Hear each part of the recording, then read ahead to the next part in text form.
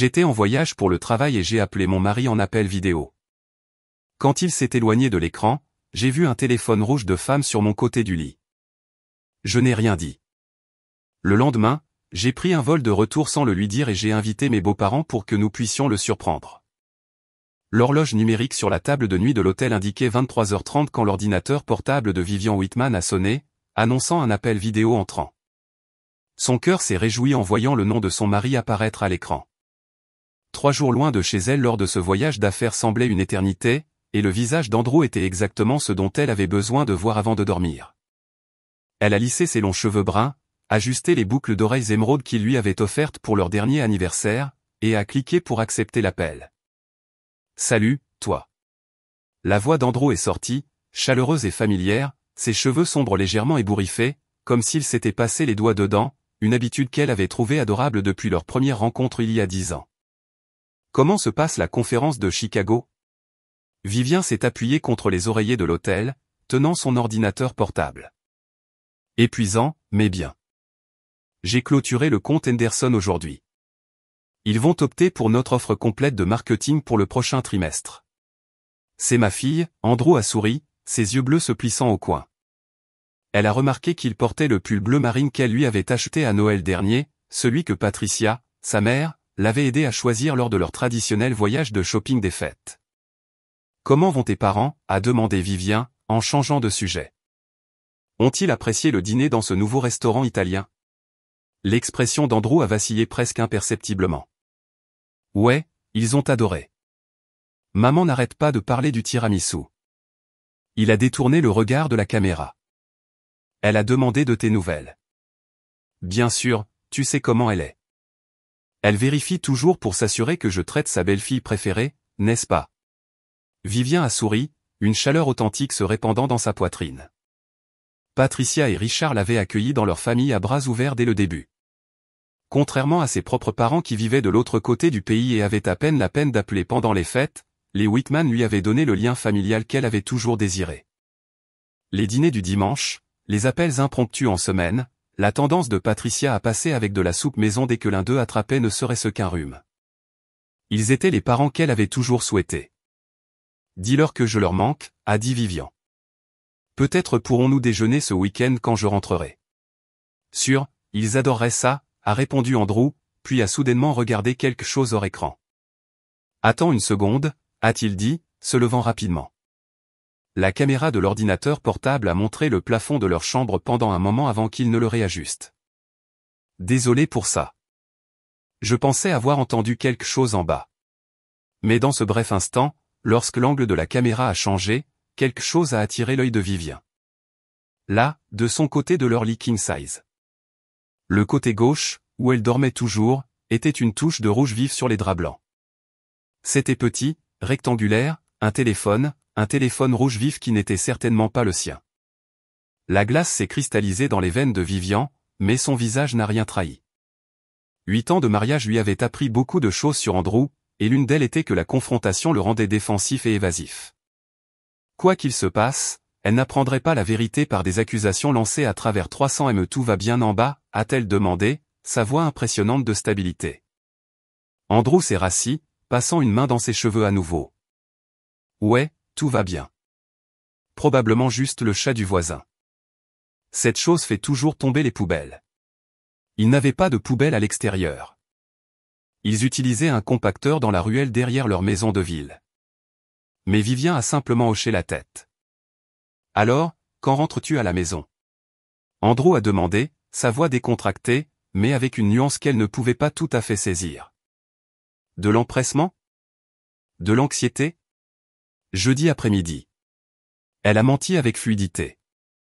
Son vrai billet de retour était pour jeudi matin, mais quelque chose lui disait que cette information était maintenant un avantage stratégique.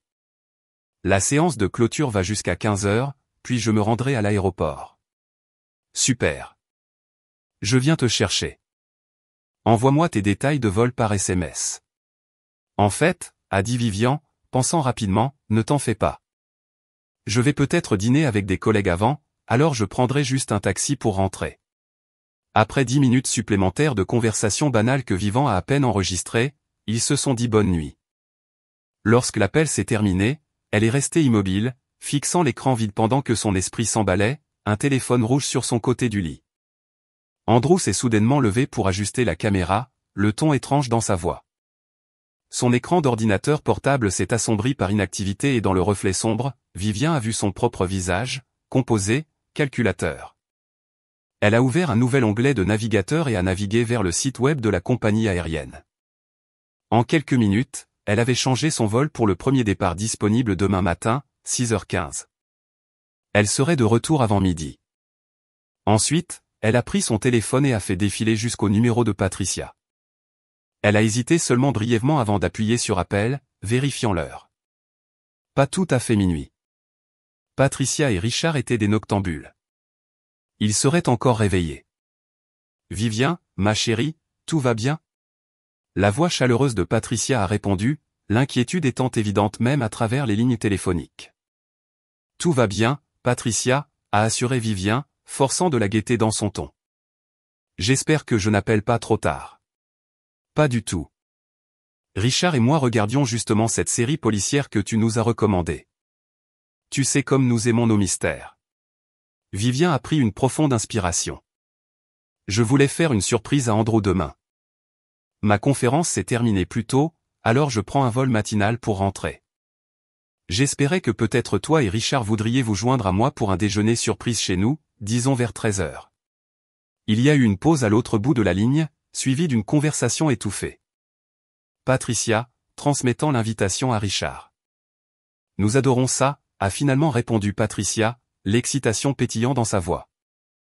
Richard a un rendez-vous chez le médecin à 11h30, mais nous devrions avoir terminé au plus tard à 12h30. Oh, ce sera merveilleux. Andrew est un peu abattu ces derniers temps. Il a dit qu'il te manquait. Abattu ces derniers temps? La prise de Vivien sur son téléphone s'est resserrée, mais sa voix est restée stable. Parfait. Je te texterai quand j'atterrirai. Et Patricia, ne dis rien à Andrew. Je veux vraiment que ce soit une surprise. Mes lèvres sont scellées, ma chérie. Richard te dit bonjour et qu'il a hâte de te voir. Tu nous manques au dîner du dimanche. Après avoir raccroché, Vivien a méthodiquement commencé à faire sa valise, ses mouvements précis et contrôlés. Elle a branché son téléphone pour le charger et a mis une alarme pour 4h30 du matin. Puis elle s'est couchée sur le lit d'hôtel, fixant le plafond, repassant des scénarios dans son esprit. Elle n'a pas pleuré. Elle n'a pas rage. Au lieu de cela, elle a planifié. 12 heures plus tard, Vivien se tenait dans la zone d'arrivée de l'aéroport, roulant sa valise à main derrière elle tout en textant Patricia. Le vol avait atterri plus tôt, lui donnant le temps de se rafraîchir dans les toilettes de l'aéroport. Elle avait réappliqué son rouge à lèvres rouge signature et brossé ses longs cheveux bruns. Son chemisier vert, Andrew disait toujours qu'il allait bien avec ses yeux, était sans un pli malgré le vol, et elle portait le collier de perles que Richard et Patricia lui avaient donné pour son 33e anniversaire. Je viens d'atterrir. Tout est dans les temps, a-t-elle tapé. La réponse de Patricia est arrivée presque immédiatement. Le rendez-vous de Richard s'est terminé plus vite que prévu. Nous sommes prêts quand tu le seras. Tellement excité, Vivien a souri légèrement et a hélé un taxi. Au lieu de donner l'adresse de sa maison au chauffeur, elle a fourni l'adresse des Whitman de l'autre côté de la ville. Alors que le taxi s'éloignait du trottoir, Vivien a regardé par la fenêtre le profil familier de la ville. 8 ans de mariage, 8 ans à construire une vie avec Andrew, 8 ans de dîner du dimanche avec ses parents, de traditions de vacances et de projets d'avenir, et maintenant un téléphone rouge de son côté du lit. Le taxi a tourné dans la rue bordée d'arbres où les Whitman vivaient depuis plus de 40 ans. Leur maison de style colonial est apparue, l'endroit où Andrew avait grandi, où ils avaient célébré leurs fiançailles, où elle avait trouvé la famille qu'elle avait toujours désirée. Vivien a payé le chauffeur, ajoutant un pourboire généreux, et a roulé sa valise sur l'allée familière. Avant même qu'elle ne puisse sonner, la porte s'est ouverte pour révéler le visage rayonnant de Patricia, ses cheveux argentés élégamment coiffés comme toujours. Vivien, s'est-elle exclamée, l'attirant dans une étreinte serrée qui sentait le parfum gardénia et les cookies faits maison. Oh, ça fait tellement plaisir de te voir. Richard est apparu derrière sa femme, grand et distingué, avec les mêmes yeux bleus qu'Andrew. Voilà notre fille, a-t-il dit chaleureusement, attendant son tour pour la serrer dans ses bras. Comment était le vol? À l'intérieur de la maison des Whitman, tout était exactement comme toujours, confortable, accueillant, rempli de photos de famille, y compris des dizaines de Vivien et Andrew. Leur portrait de mariage occupait une place d'honneur sur la cheminée. Alors que Vivien était assise au comptoir de la cuisine, acceptant une tasse de café de Patricia, elle se demandait combien de temps ces personnes resteraient dans sa vie. La pensée lui envoya une vague de douleur plus vive que toute colère envers Andrew. Alors, quel est le plan ? Richard a demandé, s'appuyant contre le comptoir. Je suppose que vous en avez un puisque vous avez orchestré toute cette surprise. Vivien a pris une gorgée de son café avant de répondre. J'ai pensé que nous pourrions y aller tous ensemble. J'ai une clé, bien sûr, mais je voulais que vous soyez tous les deux là pour la surprise. Andrew ne s'attend à aucun de nous. Patricia s'est frappé les mains. Il va être tellement choqué. Je n'ai pas pu garder un secret de ce garçon depuis qu'il avait 12 ans, et nous l'avions surpris avec ce vélo pour Noël. Le sourire de Vivien n'atteignait pas tout à fait ses yeux. Oui, je compte sur lui pour être très surpris. 1 heure plus tard, le cœur de Vivien battait contre ses côtes alors qu'elle insérait sa clé dans la porte d'entrée de la maison de ville qu'elle partageait avec Andrew. Patricia et Richard se tenaient derrière elle, leurs visages illuminés par la joie innocente de surprendre leur fils. Vivien leur avait demandé de rester silencieux en entrant, suggérant qu'ils filment la réaction d'Andrew. Elle a levé son téléphone comme pour enregistrer, bien qu'elle n'ait pas réellement appuyé sur le bouton. Prête, a-t-elle murmuré, et le couple âgé a hoché la tête avec empressement. La porte s'est ouverte silencieusement. Un autre détail que Vivien avait toujours apprécié dans leur maison. Andrew était méticuleux sur l'entretien, s'assurant qu'aucun gond ne grinçait jamais, qu'aucun plancher ne craquait jamais. Quelle ironie que ce silence même qu'il avait cultivé allait maintenant jouer contre lui. L'entrée était vide. La maison était calme. D'une part, en haut, on entendait le bruit étouffé de l'eau qui coule. La douche, devina Vivien. Ses soupçons se sont cristallisés en certitude, mais elle a maintenu son sang-froid. Il doit être en haut, a-t-elle murmuré à Patricia et Richard, surprenons-le. Alors qu'ils montaient l'escalier, Vivien a remarqué le regard perplexe de Patricia sur les clés et le portefeuille d'Andrew sur la table de l'entrée. À côté d'eux se trouvait le sac d'une femme, élégant, coûteux, inconnu. Les yeux de Patricia se sont légèrement écarquillés, rencontrant le regard de Vivien avec une question naissante. Mais avant que des mots ne puissent être prononcés, ils ont atteint le sommet de l'escalier, et le bruit de la douche est devenu plus clair. Tout comme un autre son. Le rire. Le rire d'une femme, suivi du rire plus grave d'Andrew. Richard s'est figé, sa main se serrant sur la rampe. Le regard qu'il a lancé à Vivien contenait une horreur naissante, un plaidoyer silencieux que ce n'était pas ce qu'il semblait. Elle a soutenu son regard fermement, lui laissant voir la connaissance froide dans ses yeux. C'était exactement ce qu'il semblait. La main de Patricia a volé à sa bouche, mais Vivien a secoué légèrement la tête, mettant un doigt sur ses lèvres. Puis elle a pointé vers la chambre principale, dont la porte était entr'ouverte. La femme âgée a eu les larmes aux yeux, mais elle a hoché la tête, son expression se durcissant en quelque chose que Vivien n'avait jamais vu auparavant. Les trois se sont déplacés dans le couloir en silence. Vivien a poussé la porte de la chambre plus loin, révélant une pièce en désordre, le lit défait, des vêtements éparpillés. Sur sa table de nuit, des verres à vin vides, 2 d'entre eux. La douche s'est arrêtée brusquement, et quelques instants plus tard, la porte de la salle de bain s'est ouverte. Andrew en est sorti avec une serviette autour de la taille, ses cheveux mouillés et lissés en arrière. Derrière lui, enveloppé dans le peignoir moelleux de Vivien, celui que Patricia lui avait offert à Noël dernier, se trouvait une magnifique blonde. Elle était plus jeune que Vivien, peut-être 28 ou 29 ans, ses cheveux enroulés en chignon désordonnés sur le dessus de sa tête, son maquillage légèrement taché. « Quel film voulais-tu regarder ?» Andrew a commencé, puis s'est arrêté net en voyant les 3 personnes debout dans sa chambre. La blonde s'est cognée contre lui par derrière, ne voyant pas encore ce qu'il avait fait se figer. « Qu'est-ce qui ne va pas, bébé ?» a-t-elle demandé, en regardant par-dessus son épaule.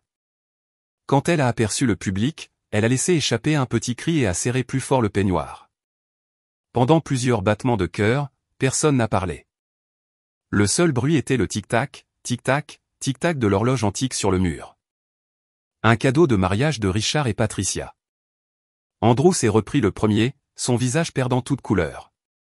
Vivien, a-t-il respiré. Tu es censé être à Chicago. Apparemment, Vivien a répondu, sa voix glaciale. Maman, papa. La voix d'Andrew a monté en panique alors qu'il enregistrait enfin la présence de ses parents. Qu'est-ce que tu... Pourquoi Andrew James Whitman? La voix de Patricia a coupé son bégaiement comme une lame. Que as-tu fait? La blonde reculait vers la salle de bain, cherchant désespérément une issue. Je devrais y aller, a-t-elle murmuré. Julia, attends. Andrew a tendu la main vers elle, puis a semblé réaliser que cela ne faisait qu'empirer les choses. Le nom est sorti sans réfléchir, confirmant ce que Vivien savait déjà. Ce n'était pas une rencontre anonyme. Il connaissait cette femme assez bien pour l'avoir chez eux en utilisant les affaires de Vivien. Julia Thornton, je présume, a dit Vivien froidement, faisant geler la femme. Ne t'inquiète pas pour le peignoir. Tu peux le garder. Je n'en aurai plus besoin. Julia avait l'air mortifiée, ses yeux passant d'Andrew à la porte comme un animal acculé. Je n'ai pas. Il a dit que tu étais séparés, a-t-elle bégayé. Il m'a dit que tu demandais le divorce. Patricia a fait un son entre un hoquet et un sanglot. Le visage de Richard était devenu de pierre. Sa mâchoire s'était tellement serrée que Vivien pouvait voir un muscle sauter sur sa joue. Il l'a fait? Vivien a légèrement incliné la tête. C'est intéressant. Nous avons eu un appel vidéo hier soir. Il n'a rien mentionné à propos de séparation ou de divorce. Il s'est tourné vers Andrew. En fait, nous avions fait des projets pour mon retour, ce qui, selon toi, serait ce soir, pas ce matin. Le visage d'Andrew s'est tordu, la désespérance et le calcul se disputant dans son expression. Vive, s'il te plaît, je peux expliquer. Ne m'appelle pas comme ça, Vivien l'a interrompu. Seules les personnes qui me respectent peuvent utiliser ce nom. Julia avait réussi à rassembler une poignée de vêtements dans la pièce et se diriger vers la salle de bain. Je vais m'habiller, a-t-elle dit à personne en particulier. Andrew, Richard a finalement parlé, sa voix plus profonde et plus sévère que Vivien ne l'avait jamais entendue. Habille-toi maintenant.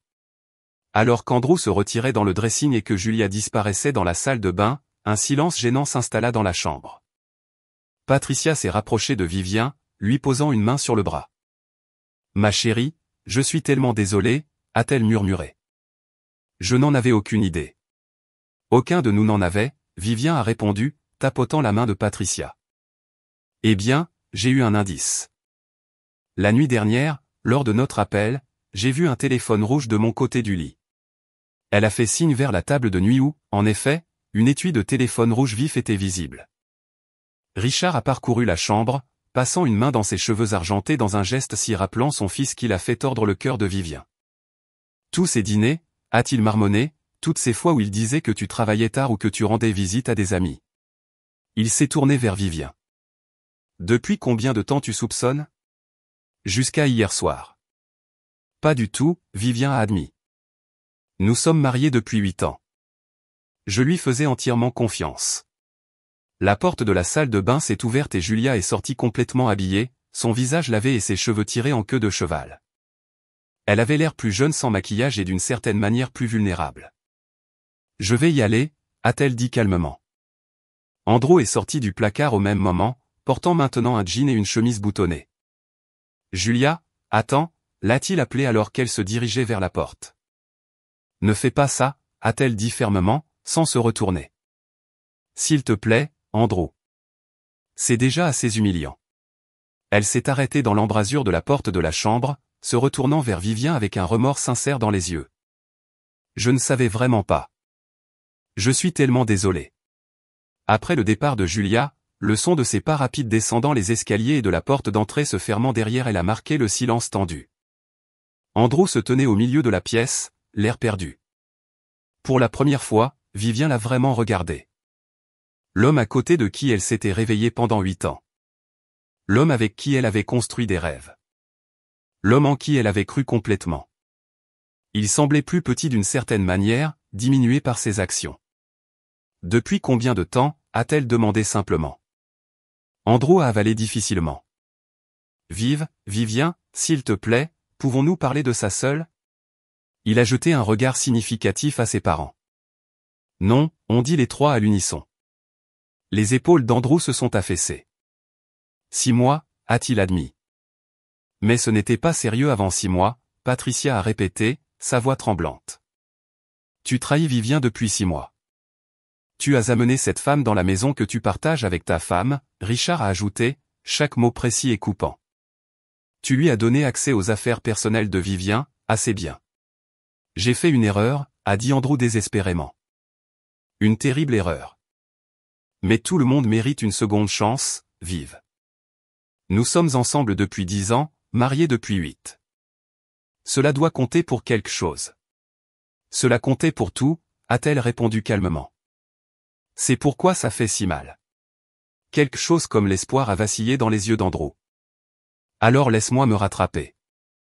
Laisse-moi regagner ta confiance. Nous pouvons aller en thérapie. Prends un peu de temps séparé si tu en as besoin.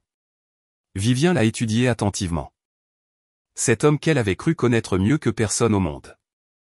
Même maintenant, après tout, une partie d'elle voulait le croire, voulait imaginer un chemin de retour vers la vie qu'ils avaient partagée. Mais une autre partie, une partie plus forte, a reconnu la manipulation derrière ces mots, l'égoïsme qui avait toujours été là, caché sous son charme. Tu ne regrettes pas d'avoir eu une liaison, a-t-elle dit lentement. Tu regrettes de t'être fait prendre. Si je n'avais pas changé mon vol, si je n'avais pas vu ce téléphone, tu serais toujours en train de vivre ta double vie, me mentant au visage tous les jours, et me disant que tu m'aimais pendant que tu couchais avec une autre femme. Ce n'est pas vrai, a protesté Andrew. J'allais rompre avec Julia. J'attendais juste le bon moment. Le bon moment? Vivien a levé un sourcil. Après 6 mois, alors que tu m'amenais encore chez nous, me laissant porter mes affaires, dormir dans mon lit. Ce n'est pas quelqu'un qui cherche le bon moment pour mettre fin à une liaison. C'est quelqu'un qui pensait ne jamais se faire prendre. L'expression d'Andrew a changé. La frustration remplaçant la contrition. Qu'est-ce que tu veux de moi, Vivien? Je me suis excusé. J'ai admis que j'avais tort. Qu'est-ce que je peux faire d'autre? Rien, a-t-elle dit simplement. Il n'y a rien que tu puisses faire. Certaines choses ne peuvent pas être réparées, Andrew. Certaines trahisons sont trop profondes. Alors, c'est tout. 10 ans ensemble, et tu jettes tout ça. Vivien a ressenti une montée de colère, chaude et clarifiante. Je n'ai rien jeté. C'est toi qui l'as fait. Au moment où tu as décidé que tes désirs étaient plus importants que nos vœux, notre confiance, notre avenir, mes parents t'ont poussé à faire ça, n'est-ce pas? Le ton d'Andrew est devenu accusateur. Ils t'ont toujours trouvé trop bien pour moi. Ils ont toujours pris ton parti dans chaque dispute. Laisse tes parents en dehors de ça, Vivien l'a prévenu. Ils sont déjà assez dévastés sans que tu les entraînes dans ton désordre. Ce sont mes parents, la voix d'Andrew a monté. Pas les tiens. Tu ne peux pas les retourner contre moi. Vivien a ressenti un calme étrange s'installer en elle. Je n'ai retourné personne contre toi, Andrew. Tu l'as fait tout seul. Elle a commencé à fermer la porte. Maintenant, s'il te plaît, pars avant que j'appelle la police. Ce n'est pas fini, a-t-il dit, sa voix basse et tendue. C'est ma maison aussi. Tu ne peux pas simplement me mettre dehors et prétendre que je n'existe pas. En fait, je peux, Vivien a répondu. L'acte est à mon nom, tu te souviens? J'ai déjà parlé à mon avocat. Tu entendras parler d'eux bientôt. Elle a fermé la porte fermement et a tourné le verrou, s'appuyant dessus tout en écoutant les pas d'Andrew qui se retiraient, suivis du claquement de sa portière et du rugissement du moteur qui démarrait. Par la fenêtre du salon, elle a regardé sa BMW s'éloigner du trottoir avec une vitesse inutile. Ce n'est qu'après son départ que Vivien a réalisé que ses mains tremblaient. Elle s'est déplacée vers la cuisine et s'est versé un verre d'eau, le buvant lentement tout en traitant la rencontre. La réaction d'Andrew ne l'avait pas surprise. Il réagissait toujours violemment lorsqu'il était acculé. Mais le calcul froid derrière ses tentatives de la manipuler l'avait fait, avait-il toujours été comme ça, et elle n'avait tout simplement pas réussi à le voir? Ou les années l'avaient-elles transformé en quelqu'un qu'elle ne reconnaissait plus? Quoi qu'il en soit, la clarté qu'elle ressentait maintenant était indéniable. Il n'y avait pas de retour en arrière, seulement de l'avant dans un avenir qu'elle devrait entièrement réimaginer. Le téléphone de Vivien a sonné, affichant le nom de Patricia à l'écran. Elle a répondu immédiatement. Andrew vient d'appeler Richard, a dit Patricia sans préambule. Il prétend que tu l'as mis à la porte de la maison et que tu as gelé tous ses comptes. Il veut rester chez nous. C'est vrai, a confirmé Vivien. Bien que je n'ai pas gelé ses comptes personnels, seulement nos comptes conjoints. Ce n'est pas ma faute s'il n'a pas son propre compte bancaire à 39 ans. Patricia a soupiré lourdement. Richard lui a dit qu'il avait fait son lit et qu'il devait maintenant s'y coucher. Pas dans ses mots exacts, mais c'était l'essentiel. Comment l'a-t-il pris? Il y a eu des cris. Puis il a raccroché à son père. Patricia a fait une pause. Vivien, nous voulons que tu saches que quoi qu'il arrive entre toi et Andrew, notre relation avec toi ne change pas. Tu seras toujours notre fille. Des larmes ont piqué les yeux de Vivien. Même si je divorce de ton fils, Patricia a dit fermement, surtout si tu divorces de notre fils. Ce qu'il a fait était impardonnable. Si j'étais à ta place, je ferais exactement la même chose. La conversation avec Patricia a laissé Vivien étrangement optimiste. Elle avait craint de perdre non seulement son mari, mais aussi sa famille. Les personnes qui lui avaient donné le sentiment d'appartenance qu'elle avait tant désiré toute sa vie. Au lieu de cela, il l'avait choisi, affirmant ce qu'elle avait toujours soupçonné, que les liens d'amour pouvaient être plus forts que les liens du sang. Cet après-midi-là, Vivien a commencé le processus de réappropriation de son espace. Elle a réaménagé les meubles dans le salon, déplacé ses vêtements au centre du placard et remplacé les livres d'Andrew sur les étagères par les siens qui avaient été relégués dans des boîtes dans la chambre d'amis. De petits changements, mais significatifs. Alors que le soir tombait, elle a commandé une pizza, moitié champignon, moitié olive, une combinaison qu'Andrew avait toujours opposée, et a ouvert son ordinateur portable. Pour la première fois depuis des années, elle s'est autorisée à parcourir les sites de voyage, rêvant d'endroits où elle pourrait aller seule. L'Espagne l'avait toujours appelée, avec son peuple chaleureux et son histoire riche. Andrew préférait les destinations tropicales avec des plages et des complexes tout compris. Peut-être était-il temps que Vivien voie Barcelone, qu'elle parcourt les rues de Madrid, qu'elle goûte la paella authentique et qu'elle danse au rythme de la musique flamenco. Elle s'est endormie sur le canapé, l'ordinateur portable toujours ouvert sur des images de la Sagrada Familia, une part de pizza à moitié mangée à côté d'elle sur la table basse. Pour la première fois depuis avoir vu ce téléphone rouge, Vivien a rêvé, pas d'Andrew, ni de Julia, ni de la vie qui s'était effondrée autour d'elle, mais de places ensoleillées et du goût de la liberté. 3 mois se sont écoulés dans un tourbillon de réunions juridiques, de paperasse et du lent et méticuleux processus de reconstruction d'une vie. L'été avait succédé au printemps, et Vivien était assise dans le bureau de son avocat, stylo en main sur l'accord de divorce final. La lumière du soleil filtrait par la fenêtre, accrochant ses boucles d'oreilles émeraudes. Le seul cadeau d'Andrew qu'elle avait gardé, non par sentiment, mais parce qu'il lui appartenait de droit, acheté avec son bonus, malgré ses affirmations contraires. Une fois que vous signerez ces documents, a expliqué Meredith Barnes, son avocate, les documents seront déposés auprès du tribunal. Compte tenu de la convention prénuptiale et des circonstances de la dissolution, je ne prévois aucun problème. Vous devriez être légalement divorcé dans les 30 jours.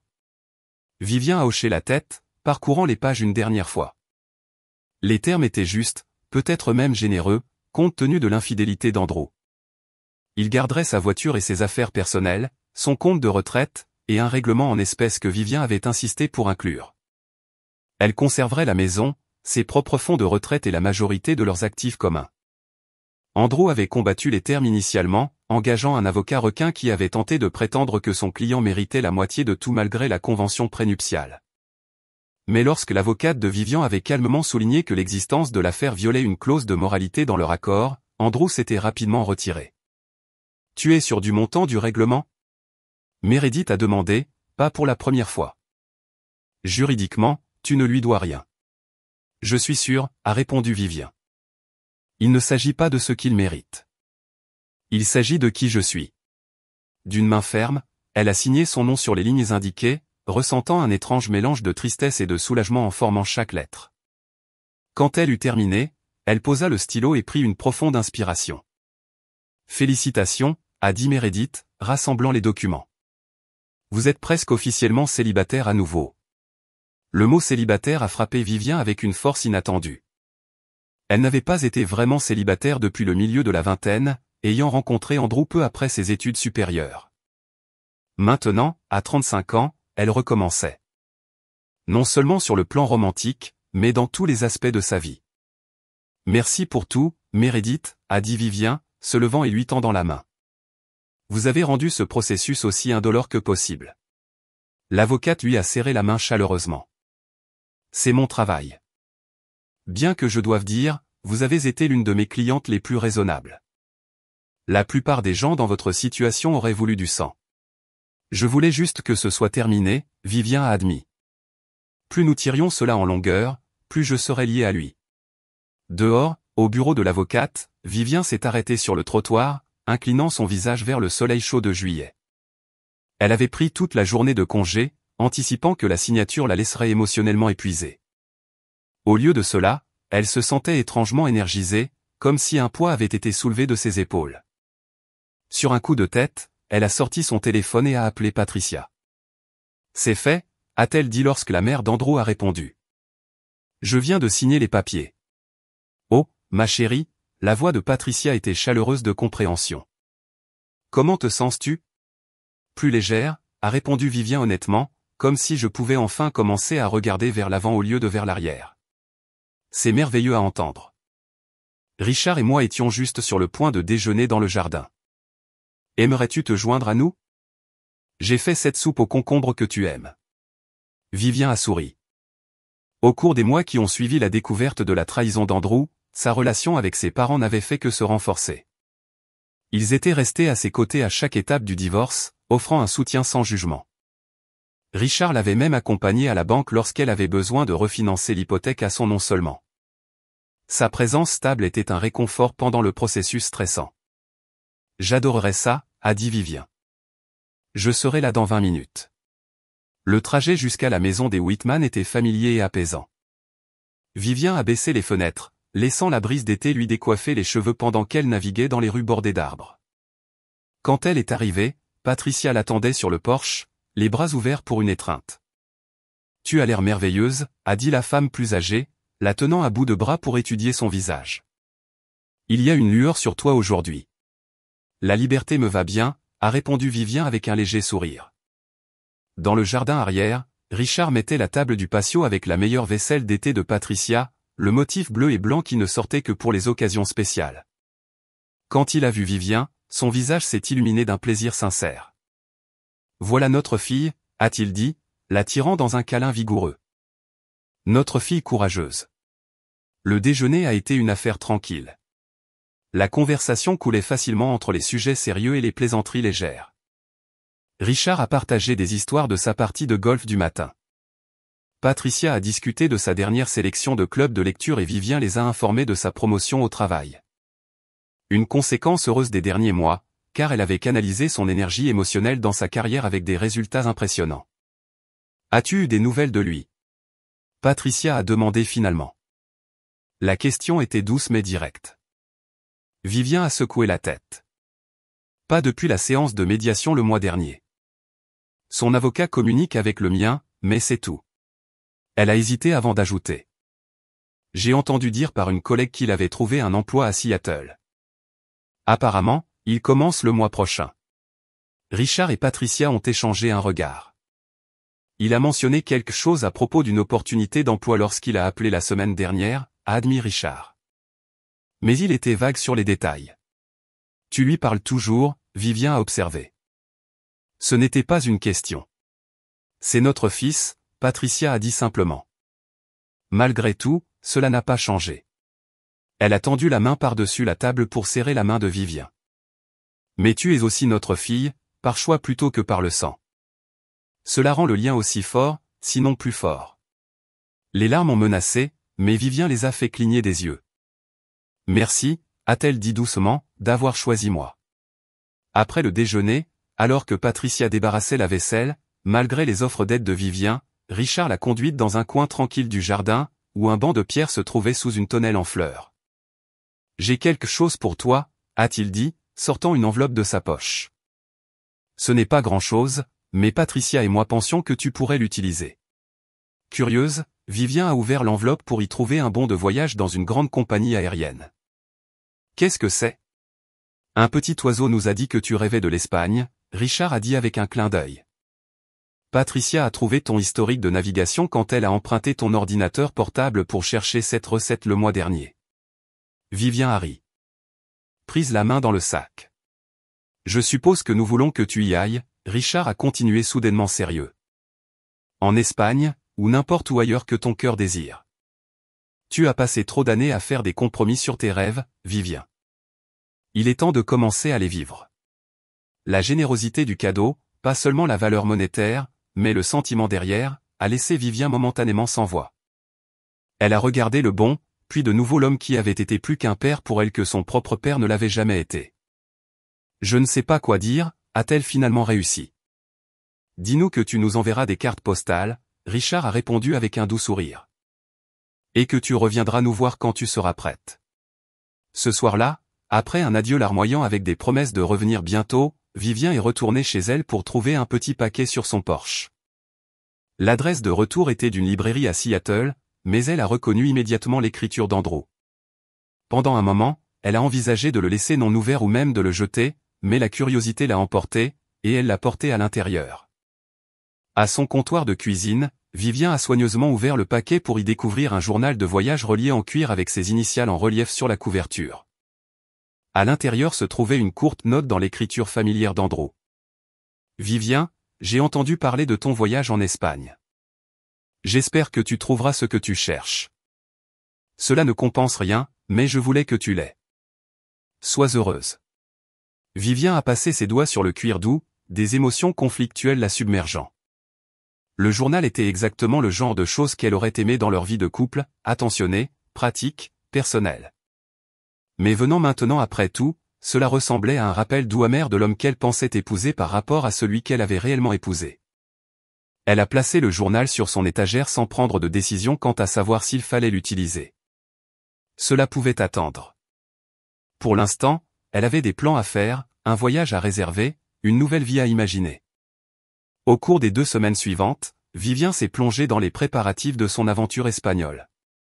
Elle a pris des cours en ligne pour parfaire son espagnol universitaire, a recherché des destinations hors des sentiers battus et a acheté une nouvelle garde-robe qui reflétait la femme qu'elle devenait plutôt que la femme qu'elle avait été. Fini les costumes conservateurs et les escarpins raisonnables de sa vie de couple. À leur place, des robes fluides, des sandales confortables et des accessoires audacieux qui exprimaient son sens retrouvé d'elle-même. La veille de son départ, Vivien a organisé un petit dîner, sa première depuis la séparation. Patricia et Richard sont venus, bien sûr, ainsi que quelques collègues proches qui l'avaient soutenu pendant le pire du divorce. La maison, autrefois un sanctuaire de son mariage raté, avait été transformée avec une nouvelle peinture, des meubles réaménagés et des œuvres d'art qui parlaient au goût personnel de Vivien plutôt qu'à l'esthétique compromise sur laquelle Andrew et elle s'étaient mis d'accord. À de nouveaux départs, Richard a trinqué, levant son verre alors qu'ils étaient assis autour de la table à manger de Vivien. Et à notre Vivien courageuse et belle, qui nous rappelle à tous que les fins peuvent aussi être des portes. Les autres ont fait écho au sentiment, et Vivien a ressenti une vague de gratitude pour ces personnes qui étaient devenues sa famille choisie. Quoi qu'il advienne en Espagne, aventure, réflexion, peut-être même romance, elle reviendrait dans une maison remplie d'amour et de soutien. Plus tard, après le départ de tout le monde et que la maison soit devenue silencieuse, Vivien s'est tenu dans sa chambre, préparant les derniers articles pour son voyage. Sur une impulsion, elle a attrapé le journal en cuir qu'Andrew lui avait envoyé, le retournant dans ses mains. Après un moment d'hésitation, elle l'a placé dans sa valise, non pas comme un souvenir de lui, mais comme une page blanche attendant d'être remplie de sa propre histoire, une histoire qui n'avait rien à voir avec leur passé commun. Alors qu'elle fermait la valise, son téléphone a sonné avec un message de Patricia. « Dors bien, ma chérie », a-t-elle écrit. « Demain, tu déploies tes ailes. » Vivien a souri et a répondu avec un emoji cœur, puis a mis son réveil pour le vol tôt le matin. Alors qu'elle s'endormait, ses rêves étaient remplis non pas de regrets ou de si seulement, mais des possibilités infinies qui l'attendaient de l'autre côté de l'océan. En Espagne, oui, mais plus important encore, dans le pays inexploré de son propre avenir. La période d'attente de 30 jours pour la finalisation du divorce s'est écoulée pendant que Vivien parcourait les rues anciennes de Barcelone, dégustait des tapas dans des bars locaux et photographiait le coucher du soleil sur des chefs-d'œuvre architecturaux divins. Elle a reçu le décret final par email, le lisant sur sa tablette tout en étant assise à un café sur le trottoir dans le quartier gothique. Autour d'elle, la vie pulsait d'énergie. Musiciens de rue jouant de la guitare flamenco, touristes et locaux se mêlant sous le soleil de fin d'après-midi, l'odeur du café et du pain frais remplissant l'air. Vivien a fermé l'email et a posé sa tablette, prenant une gorgée de sangria tout en observant la scène autour d'elle. Un homme à une table voisine a croisé son regard et a souri, un sourire sincère et appréciatif sans ordre du jour derrière. Elle lui a souri en retour, ressentant un frémissement de possibilité, puis est revenue à son observation des gens sans attente. Pour la première fois depuis aussi longtemps qu'elle s'en souvienne, Vivien se sentait complètement présente dans sa propre vie, ne se remémorant ni le passé ni anticipant anxieusement l'avenir. Elle était exactement là où elle devait être, devenant exactement qui elle était censée être, un moment à la fois. Cette nuit-là, dans sa charmante chambre d'hôtel avec son balcon en fer forgé donnant sur une place tranquille, Vivien a finalement ouvert le journal en cuir. Sur la première page blanche, elle a écrit « Aujourd'hui, je recommence ». 1 an après avoir signé les papiers du divorce, Vivien se tenait dans la cuisine ensoleillée de sa maison de ville rénovée, disposant des fraises sur un gâteau fait maison. Les rénovations dont elle rêvait depuis des années, mais qu'Andrew avait toujours jugé inutiles, étaient enfin terminées. Des murs abattus pour créer un espace de vie ouvert. Les armoires sombres remplacées par des armoires bleu clair, les fenêtres agrandies pour laisser entrer plus de lumière naturelle.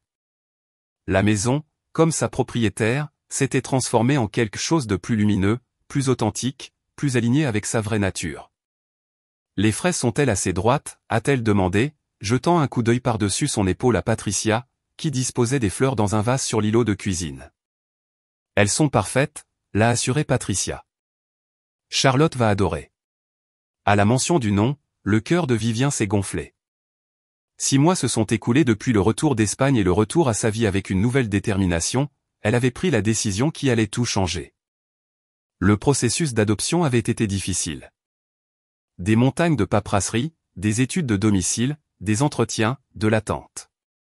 Mais la semaine dernière, c'était enfin arrivé. Charlotte Rose Whitman, 5 ans, était rentrée à la maison. Maintenant, alors que Vivien apportait les dernières touches au gâteau pour la fête de bienvenue de Charlotte, elle pouvait entendre le son des gloussements venant de l'arrière-cour, où Richard aidait la petite fille à tester sa nouvelle balançoire. Le son joyeux flottait par les fenêtres ouvertes, enveloppant Vivien comme une étreinte chaleureuse. « Je n'arrive toujours pas à croire qu'elle est vraiment là », Vivien a dit doucement. « Qu'elle est vraiment à moi. » Patricia a posé les fleurs et s'est rapprochée de Vivien, plaçant un bras autour de ses épaules. « Crois-le, ma chérie. Tu es mère maintenant, et cette belle enfant t'adore déjà. » C'était vrai. Malgré la nouveauté de leur relation, Charlotte s'était liée à Vivien presque immédiatement. Les travailleurs sociaux s'étaient émerveillés de la rapidité avec laquelle l'enfant, généralement réservée, s'était ouverte, demandant quelques jours plus tard si elle pouvait appeler Vivien maman. Le souvenir de ce moment, la voix hésitante de Charlotte, ses grands yeux bruns observant le visage de Vivien pour une réaction, faisait encore monter les larmes aux yeux de Vivien. « Je n'aurais pas pu faire ça sans vous et Richard », a dit Vivien, posant sa tête sur l'épaule de Patricia. « Votre soutien à travers tout. Le divorce, l'Espagne, l'adoption. Vous avez été là à chaque étape, et nous le serons toujours, a promis Patricia. C'est ce que fait la famille. » La sonnette a interrompu leur moment.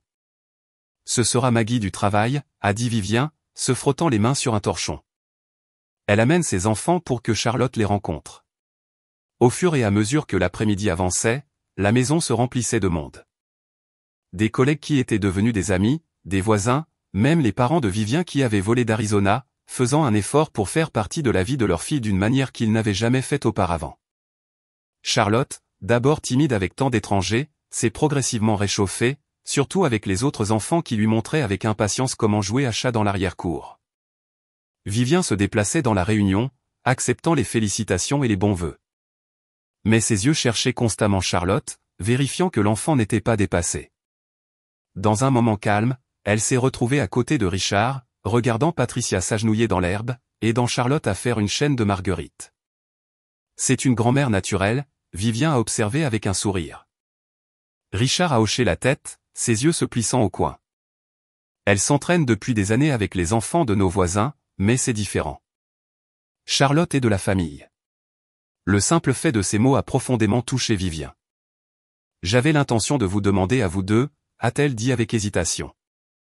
Je sais que cela peut sembler étrange, compte tenu de tout ce qui concerne Andrew, mais seriez-vous disposé à être les grands-parents officiels de Charlotte? Je veux qu'elle vous connaisse comme grand-mère et grand-père, pas seulement comme Patricia et Richard. Les yeux de Richard ont étincelé de larmes inattendues. Nous serions honorés, a-t-il dit, sa voix rauque d'émotion. Plus que tu ne le penses. Plus tard, après que le gâteau ait été mangé et les cadeaux déballés, après que les invités soient partis et que Charlotte ait été mise au lit avec son nouveau lit à baldaquin orné de guirlandes lumineuses, Vivien s'est assise sur le patio avec Patricia et Richard. La soirée d'été était parfaite, chaude avec une brise douce, le jardin parfumé de jasmin et de rose. J'ai quelque chose pour Charlotte, a dit Patricia, cherchant dans son sac et sortant une petite boîte cadeau emballée. Mais je voulais d'abord vérifier avec toi. Curieuse, Vivien a déballé le paquet pour y trouver un délicat médaillon en argent sur une fine chaîne. Quand elle l'a ouvert, elle y a trouvé une minuscule photo de Patricia et Richard d'un côté, l'autre côté étant vide. Je pensais qu'une photo de toi pourrait aller de l'autre côté, a expliqué Patricia. Pour qu'elle puisse toujours garder sa famille près de son cœur. C'est beau, a murmuré Vivien, fermant soigneusement le médaillon. Elle le chérira. Merci. Qui? Il y a autre chose, Richard a dit, échangeant un regard avec sa femme. Nous y pensons depuis un moment maintenant, et avec l'arrivée de Charlotte, il semble que ce soit le moment idéal. Il a sorti une enveloppe de sa poche et l'a tendue à Vivien. Nous avons mis à jour notre testament. Vivien a ouvert l'enveloppe avec des yeux interrogateurs, parcourant le document juridique à l'intérieur. Son souffle s'est coupé lorsqu'elle a réalisé ce qu'elle lisait. Vous me nommez comme votre héritière, a-t-elle demandé incrédule. Mais quand sera-t-il d'Andrew? Patricia l'a assuré. Mais la maison, la majorité de nos biens, nous voulons que cela vous revienne à vous et à Charlotte. Mais je ne suis pas votre fille, Vivien a protesté faiblement. Pas de sang, Richard a dit fermement. Le sang est surestimé. Tu es devenue notre fille le jour où tu es entrée dans nos vies, Vivien. Rien. Ni le divorce, ni la distance, ni même la biologie ne changent ce fait. Des larmes ont coulé sur les joues de Vivien. Je ne sais pas quoi dire. Dis que tu nous apporteras Charlotte au dîner du dimanche chaque semaine, Patricia a suggéré avec un doux sourire. Dis que tu nous laisseras la gâter et lui apprendre toutes les choses que les grands-parents sont censés enseigner. Bien sûr, a convenu Vivien, essuyant ses larmes. Elle a besoin de vous deux dans sa vie. La conversation s'est orientée vers des sujets plus légers. L'inscription prochaine de Charlotte à la maternelle. Les vacances en famille que Patricia et Richard prévoyaient pour tous les 4 à Noël. La refonte du jardin que Vivien envisageait pour l'automne. En parlant, Vivien a ressenti un sentiment de justesse, d'appartenance qui transcendait toute définition conventionnelle de la famille. Ce soir-là, après que Patricia et Richard soient partis avec des promesses de revenir le lendemain pour une visite plus tranquille avec leur nouvelle petite fille, Vivien s'est assise sur le patio avec Patricia et Richard. La soirée d'été était parfaite, chaude avec une brise légère, le jardin parfumé de jasmin et de rose. J'ai quelque chose pour Charlotte, a dit Patricia, cherchant dans son sac et en sortant une petite boîte cadeau emballée. Mais je voulais d'abord vérifier avec toi. Curieuse, Vivien a déballé le paquet pour y trouver un délicat médaillon en argent sur une fine chaîne. Quand elle l'a ouvert, elle y a trouvé une minuscule photo de Patricia et Richard d'un côté, l'autre côté étant vide. Je pensais qu'une photo de toi pourrait aller de l'autre côté, a expliqué Patricia. Pour qu'elle puisse toujours garder sa famille près de son cœur. C'est beau, a murmuré Vivien, fermant soigneusement le médaillon. Elle le chérira. Merci. Qui? Il y a autre chose, Richard a dit, échangeant un regard avec sa femme. Nous y pensons depuis un moment maintenant, et avec l'arrivée de Charlotte, il semble que ce soit le moment idéal. Il a sorti une enveloppe de sa poche et l'a tendue à Vivien. Nous avons mis à jour notre testament. Vivien a ouvert l'enveloppe avec des yeux interrogateurs, parcourant le document juridique à l'intérieur. Son souffle s'est coupé lorsqu'elle a réalisé ce qu'elle lisait. Vous me nommez comme votre héritière, a-t-elle demandé incrédule. Mais quand sera-t-il d'Andrew? Patricia l'a assuré. Mais la maison, la majorité de nos biens, nous voulons que cela vous revienne à vous et à Charlotte. Mais je ne suis pas votre fille, Vivien a protesté faiblement. Pas de sang, Richard a dit fermement. Le sang est surestimé. Tu es devenue notre fille le jour où tu es entrée dans nos vies, Vivien. Rien. Ni le divorce, ni la distance, ni même la biologie ne changent ce fait. Des larmes ont coulé sur les joues de Vivien. Je ne sais pas quoi dire. Dis que tu nous apporteras Charlotte au dîner du dimanche chaque semaine, Patricia a suggéré avec un doux sourire. Dis que tu nous laisseras la gâter et lui apprendre toutes les choses que les grands-parents sont censés enseigner. Bien sûr, a convenu Vivien, essuyant ses larmes. Elle a besoin de vous deux dans sa vie. La conversation s'est orientée vers des sujets plus légers. L'inscription prochaine de Charlotte à la maternelle. Les vacances en famille que Patricia et Richard prévoyaient pour tous les 4 à Noël. La refonte du jardin que Vivien envisageait pour l'automne. En parlant, Vivien a ressenti un sentiment de justesse, d'appartenance qui transcendait toute définition conventionnelle de la famille. Plus tard cette nuit-là, après le départ de Patricia et Richard avec des promesses de revenir le lendemain pour une visite plus tranquille avec leur nouvelle petite fille, Vivien est allé vérifier Charlotte une dernière fois. La petite fille dormait paisiblement, ses boucles brunes étalées sur l'oreiller. Un bras enroulé autour de l'éléphant en peluche que Richard lui avait apporté. Vivien se tenait dans l'embrasure de la porte, regardant la douce montée et descente de la poitrine de Charlotte, s'émerveillant de la façon dont cet enfant avait capturé complètement son cœur en si peu de temps. L'adoption avait toujours fait partie de son plan, même pendant son mariage avec Andrew. Alors qu'il avait constamment reporté la discussion, invoquant des préoccupations financières ou le calendrier de sa carrière, Vivant avait gardé le rêve.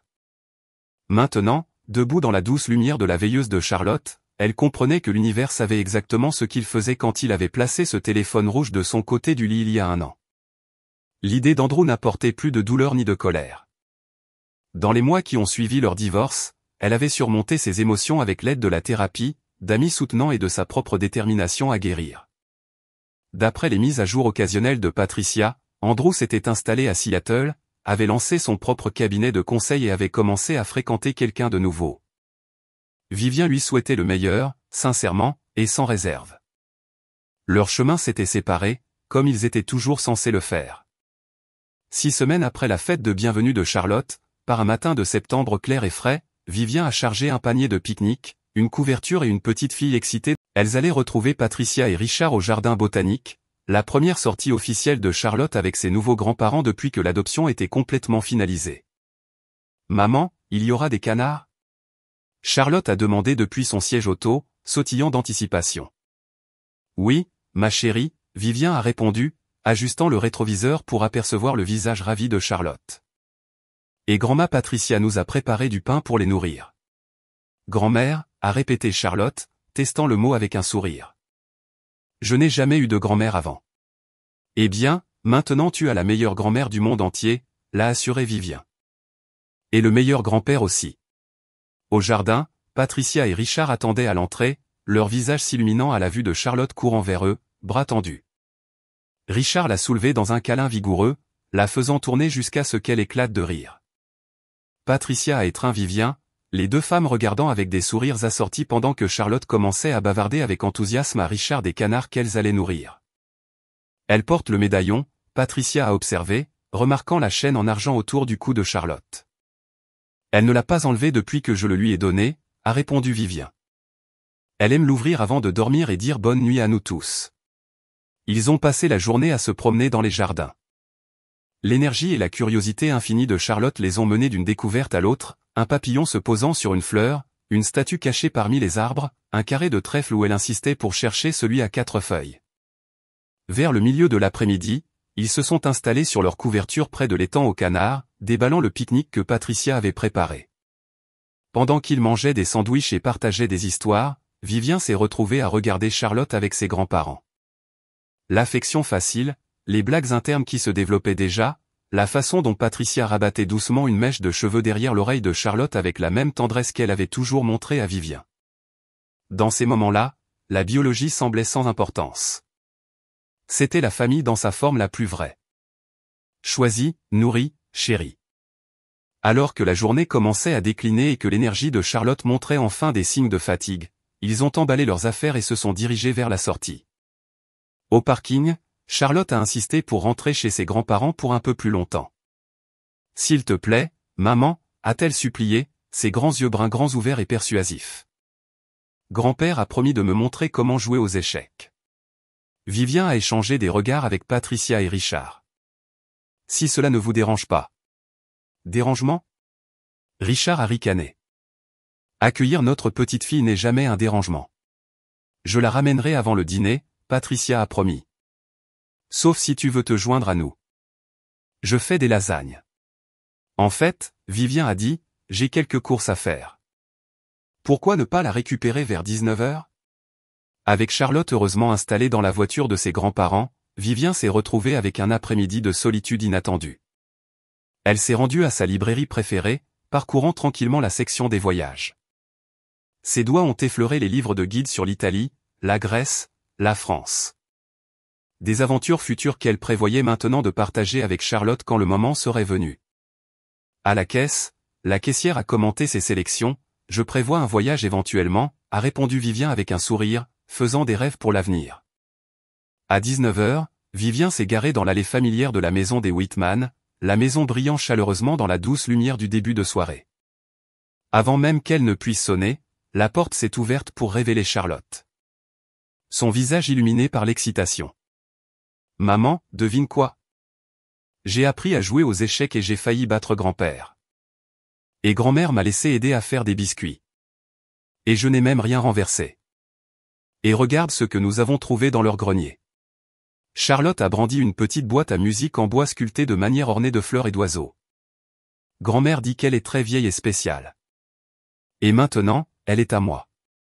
Vivien a jeté un regard interrogateur à Patricia, qui est apparue derrière Charlotte dans l'embrasure de la porte. C'était à ma grand-mère, a expliqué Patricia. Je l'ai gardée pour, eh bien, pour la bonne personne. Charlotte semble être cette personne. Les mots non dits planaient dans l'air que Patricia avait peut-être jadis destiné à une fille à elle, ou plus tard à une belle-fille qui resterait dans leur famille. Au lieu de cela, la vie avait pris des tournures inattendues, créant des liens qui transcendaient les relations conventionnelles. Pourquoi ne pas montrer à ta mère comment ça marche? Richard a suggéré, les rejoignant à la porte. Charlotte a ouvert soigneusement la boîte à musique, et les notes délicates de Claire de Lune ont rempli l'entrée. N'est-ce pas joli, maman? C'est magnifique, Vivien a convenu, sa voix épaisse d'émotion. Elle a croisé le regard de Patricia par-dessus la tête de Charlotte. Merci. La famille et les trésors doivent rester dans la famille, Patricia a dit simplement. Alors qu'ils disaient au revoir avec des promesses de revenir dimanche prochain pour un dîner plus tranquille avec leur nouvelle petite fille, Vivien a ressenti un sentiment d'achèvement qu'elle n'avait jamais ressenti auparavant. Le voyage qui avait commencé par un cœur brisé et une trahison l'avait mené ici, à une enfant qui avait besoin de son amour, à des beaux-parents qui étaient devenus des parents, à une vie plus riche et plus authentique que tout ce qu'elle aurait pu imaginer. En rentrant chez elle avec Charlotte, bavardant joyeusement à l'arrière de la voiture de ses aventures avec grand-mère et grand-père, Vivien a aperçu son reflet dans le rétroviseur. La femme qui la regardait n'était pas la même que celle qui avait vu un téléphone rouge de son côté du lit il y a si longtemps.